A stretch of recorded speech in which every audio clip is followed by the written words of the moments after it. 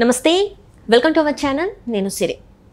మనం తెలంగాణలో చూసాం ఫోన్ ట్యాపింగ్ వ్యవహారంలో అనేక ఫైళ్ళు అంటే ఏదైతే హార్డ్ డిస్క్లు ఉన్నాయో తగలబెట్టడమే కావచ్చు, లేకపోతే మూసీ నదిలో దొరకడం కావచ్చు, అలాంటివన్నీ మనం చూసాం. అయితే ఇప్పుడు ఇలాంటి సిచ్యువేషన్ ఏంటంటే ఆంధ్రప్రదేశ్లో కూడా కనిపిస్తుంది. ఏంటంటే అక్కడ పెద్దిరెడ్డి రామచంద్రారెడ్డి గారికి సంబంధించిన ఫైళ్ళు, ఇంకా సమీర్ శర్మకి సంబంధించిన ఫైళ్ళు కొన్ని అయితే తగలబెట్టారు. అక్కడ ఇన్నోవాలో తీసుకొచ్చి మరి బస్తాలుగా తీసుకొచ్చి ఆ దస్తావేజులు అయితే తగలబెట్టడం జరిగింది. అసలు ఏం జరిగింది, అసలు ఆ దస్తావేజులలో ఏమేమి ఉన్నాయి అనేది మనకు వివరించడానికి మనతో పాటు ఉన్నారు ప్రముఖ senior journalist doctor Durga Vadlamani గారు. నమస్కారం మేడం. నమస్తే. మనం చూసాం మేడం, తెలంగాణలో చూసాం ఏం జరిగింది ఫోన్ ట్యాపింగ్ వ్యవహారంలో. హార్డ్ డిస్క్లు అన్నీ ఎక్కడ తెలా ఏంటి అనేది మనం చూసాం. ఫారెస్ట్లో కొన్ని, మూసీ నదిలో కొన్ని మనకు దొరకడం చూసాం. సో అలానే ఆంధ్రప్రదేశ్లో ఈ పెద్దిరెడ్డి రామచంద్రారెడ్డి గారి ఇంకా సమీర్ శర్మ గారివి ఇన్నోవాలో తీసుకొచ్చి బస్తాలుగా తీసుకొచ్చి అక్కడ తగలబెట్టారు ఫైల్స్ అని చెప్పేసి మనకి వార్తలు వస్తున్నాయి. చూసాం కూడా మనం, కాలుష్య ఖనిజ వాళ్ళు వచ్చి కూడా వాళ్ళు చెప్పడం జరిగింది. సో అక్కడ కొన్ని ఫైల్స్ కూడా మనకి కనిపిస్తున్నాయి. సో అసలు ఏం జరుగుతుంది అంటే వాళ్ళ పాపాలు బయటపడొద్దని ఇలాంటివి చర్యలకు వాళ్ళు పాల్పడ్డారు అనుకోవచ్చా? అంతే కదా. ఇప్పుడు ఏమండి మీరు చెప్పినట్టుగా ఇక్కడ తెలంగాణలో ఏం జరిగిందో సేమ్ సీన్ రిపీట్ అవుతుంది అక్కడ. అంటే వాళ్ళు ఓడిపోయాక వాళ్ళు చేసిన పాపాలని వాళ్ళు తగలబెట్టుకుంటున్నారు. మామూలుగా మన దసరాకి తెలుసు మనకి రావణ కష్టం రావణ దహనకాండ చేస్తారు. అంటే వీళ్ళు రావణలాగా చేస్తున్నారా, లేదు వీళ్ళు చేసిన పాపాలను వీళ్ళు తగలబెడుతున్నారా మనకు తెలీదు. తర్వాత భోగి మంటల్లాగా అనుకోండి, లేకపోతే సంక్రాంతికి భోగి మంటలు వేసినట్టు. మనం ఎందుకు చెప్పుకుంటున్నాం అంటేనండి, మనుషుల్లో ఎప్పుడైతే భయం వస్తుందో ఇలాంటి తప్పులు చేస్తూ ఉంటారు. ఇప్పుడు ఎప్పుడైతే ఖనిజాల గురించి బయటకు వచ్చింది, అటవీ పర్యావరణం బయటకు వచ్చింది, పవన్ కళ్యాణ్ గారు దాని మీద దృష్టి పెట్టారు. మీకు అర్థమైందా? మన ఎప్పుడైతే ఎర్రచందన స్మగ్లింగ్ గురించి బయటకు వచ్చిందో అందులో పెద్దిరెడ్డి రామచంద్రారెడ్డి, మిథున్ రెడ్డి వీళ్ళ పేర్లు వచ్చాయి. సో ఇప్పుడు వీటికి అన్నింటికి సంబంధించిన ఫైల్స్ ఇక్కడ ఉండి ఉంటాయి. ఇది పిఎంఓకి నుంచి వచ్చినవి అని అంటున్నారు ఈ ఫైల్స్ అన్నీ, అంటే ఈ కాగితాలన్నీ కూడా. సో ఈ సమీర్ శర్మ అన్న అతను చైర్మన్గా ఉన్నాడు దేనికి, కాలుష్య నియంత్రణ మండలికి. ఇతను ఖనిజాలకు సంబంధించి కదా పెద్దిరెడ్డి, అంటే ఇవన్నీ కూడా వీళ్ళకి సంబంధించినవి. కాబట్టి వాళ్ళు నిన్న రాత్రి 9ంటికి ఒక Innova car, so 2396 number Innova కారులో వచ్చారండి. వచ్చి మొత్తం ఫైల్స్ అన్నీ అక్కడ గుట్టగా పోసి, ఎక్కడంటే పెదపులిపాక దగ్గర శ్రీనగర్ కాలనీ అన్నారు, అంటే విజయవాడకి దగ్గరలోనే ఇవన్నీ కూడా వాళ్ళు వేసి, తర్వాత హార్డ్ డిస్కులు కూడా అవన్నీ అంటించినప్పుడు లక్కీగా ఒక తెలుగుదేశం కార్యకర్త చూసి వెంటనే బోడెప్రసాద్కి ఫోన్ చేసి చెప్పారు. ఆయన చెప్తే ఈలోగా బోడెప్రసాద్ తెలుగుదేశం కార్యకర్తలు వచ్చేలోపు ఈ పెదపులిపాకలో స్థానికంగా ఉంటారు కదా తెలుగుదేశం కార్యకర్తలు, వాళ్ళు వచ్చారు. రాగానే వీళ్ళు ఏం చేశారు, ఇంకా చాలా ఉన్నాయట వాళ్ళ దగ్గర బస్తాలు, అవి మరి ఎక్కడైనా విసిరేసారో ఏంటి తెలియదు, దారిలో వాళ్ళు ఇన్నోవాలో పరిగెట్టారనమాట. సినిమాల్లో అన్ని సీన్స్ మీకు రిపీట్ అవుతున్నాయి అంతే. ఇప్పుడు మనకి ఏమీ కొత్త లేకుండా, అంటే జనాలు ఒక విజువల్ ట్రీట్ అనమాట ఇవన్నీ కూడా. అంటే జగన్మోహన్ రెడ్డి ప్రభుత్వం చేసిన అక్రమాలు ఈరోజు వాటిని ఎట్లా వాళ్ళు కప్పిపెట్టుకోవాలి, ఎలా తగలబెట్టుకోవాలి అని చూస్తున్నారు వాళ్ళు. ఇవి తగలబెడితే తగలబడిపోతాయా? ఇవన్నీ కూడా మళ్ళీ రిట్రీవ్ చేయొచ్చు కదా ప్రతి ఒక్కటి కూడా. ఇట్స్ నాట్ సో ఈజీ వాళ్ళు తగలేసినా కూడా. సో మొత్తానికి వాళ్ళని పట్టుకున్నారండి, వాళ్ళని పోలీసులు అదుపులోకి తీసుకున్నారు. డ్రైవర్ నాగరాజ్ అయితే క్లియర్గా చెప్పాడు ఇవి సమీర్ శర్మ గారు తగలబెట్టమన్నారని.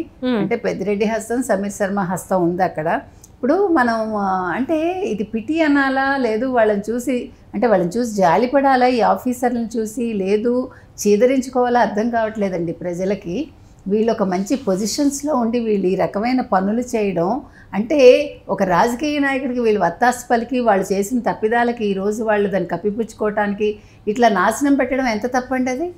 మనం మీకు గుర్తుంటే కనుకైతే ఎలక్షన్ రిజల్ట్స్ రాకముందే మనం చెప్పాం, ఈ వైసీపీ వాళ్ళు ఫైల్స్ అన్నీ తగలబెడతారు, మాయం చేస్తారు అని చెప్పాం మనం. ఎలక్షన్స్ తర్వాత కూడా చెప్పాం. అయినప్పటికీ ఇవాళ వీళ్ళకి ఫైల్స్ వచ్చాయి, ముందు క్వశ్చన్ అదండి. రైట్. అంటే ఇప్పుడు కొంత ముందుకు వెళ్తే మేడం, అంటే కొంత వెనక్కి వెళ్తే తాడేపల్లి ప్యాలెస్ లో అనేకమైన ఫైల్స్ కూడా మాయమైపోయినాయి. అక్కడ నుంచి వెళ్ళి ఆల్రెడీ తీసుకెళ్లిపోయారు ఎలక్షన్స్ ముందే అని చెప్పేసి కూడా కొన్ని వార్తలు వచ్చాయి. కంటైనర్స్ లో తరలించారని కూడా వార్తలు వచ్చాయి. నేననేది అంటే వీళ్ళు తప్పిదాలను కప్పిపుచ్చుకోవటానికి ముందే అన్ని జాగ్రత్త పడ్డారా, అయితే ఇప్పుడు ప్రభుత్వానికి ఇవన్నీ కూడా చాలా పెద్ద ఛాలెంజెస్ అండి ఇవన్నీ కూడా. ఎందుకంటే ఏం జరిగిందో తెలియదు, వీళ్ళు ఏం తినేసారో తెలియదు, ఏం అనుమతులు తెచ్చారో తెలియదు, ఏం తేలేదో తెలియదు, కేంద్రం నుంచి వచ్చి నిధులు ఏం చేశారో తెలియదు. అంటే ఒక జిగ్జాగ్ లాగా అన్నమాట, మనకి ఒక అయోమయంగా ఉంటుంది కదా. అంటే ఏ రూట్లో వెళ్తే ఏం దొరుకుతుంది ఏం దొరకదు అర్థం కాదు మనకి. జిగ్జాగ్ అంటే అంతే కదా, ఇట్లాగా కన్ఫ్యూజన్ లో ఉంటాయి ఇవన్నీ కూడా. అంటే వీళ్ళు చేసిన తప్పులే కాకుండా వాటిని కప్పిపుచ్చుకోవటానికి వాళ్ళు ప్రజల్ని మోసం చేయటమే కాకుండా ఇప్పుడు కొత్తగా వచ్చిన ప్రభుత్వాన్ని కూడా ఇబ్బంది పెడుతున్నారు వాళ్ళు. అంటే మీరు మమ్మల్ని పట్టుకోలేరు సుమా అంటున్నారు వాళ్ళు, అంతే కదా. కానీ ఇవి చిన్న విషయాలు కాదండి. ఇప్పుడు ఇది ఇక్కడితో ఆగిపోదు. ఇప్పుడు తప్పులు చేసిన వాళ్ళు చాలా మంది ఉన్నారు మనకి. ఇప్పుడు దాన్ని ఏమంటారు, పర్యాటక రంగంలో ఉంది, ఇప్పుడు అడవులు ఉన్నాయి మనకి, ఇంకా ఎన్ని ఉన్నాయండి డిపార్ట్మెంట్స్. మనం ప్రతిరోజు చెప్తున్నది అదే. ఇప్పుడు ఒక్కొక్క డిపార్ట్మెంట్లో మనం వివరాలు తీసామంటే, మొత్తం ఫైల్స్ మనం రికవర్ చేసి చూసామంటే, అసలు బ్యాంకులో ₹1 లేకుండా పెట్టారు వీళ్ళు. సో ఫైల్స్ అని రికవర్ చేసి అసలు ఏమేం చేశారు వీళ్ళు, ఎంతెంత తగలేశారు, ఏం చేశారు, ఇది తెలుసుకోవాలి మనం. ఇది చాలా పెద్ద విషయం కదా.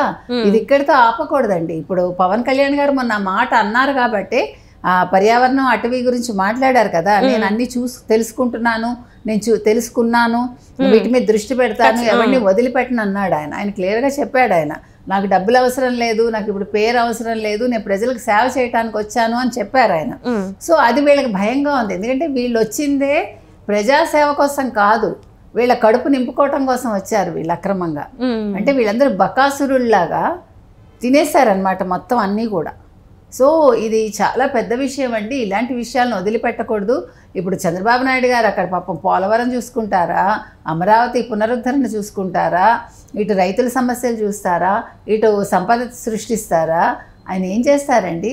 ఓ పక్క నెల వచ్చేసరికి వాళ్ళకి జీతాలు ఇవ్వాలి. ఫస్ట్ ఇలా కళ్ళు మూసి తెరిచేలోపు ఫస్ట్ వచ్చేస్తుంది.